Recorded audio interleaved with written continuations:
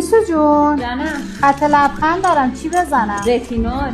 خط اخ، پپتاید. چروک پیشونی، هگزا پپتاید. خشکی پوست، هیالورونیک اسید. لک صورت، آلفا آربوتین. شلی افتادگی پوستم دارم. کلاژن هیدرولیز شده.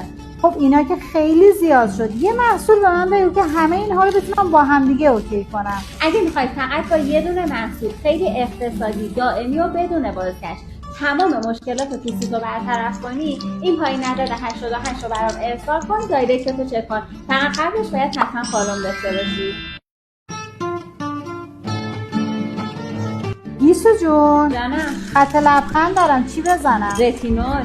خط اخ، پپتاید. چروک پیشونی، هگزا پپتاید. خشکی پوست، هیالورونیک اسید. لک صورت، آلفا آربوتین. شلی افتادگی پوستم دارم. کلاژن هیدرولیز شده.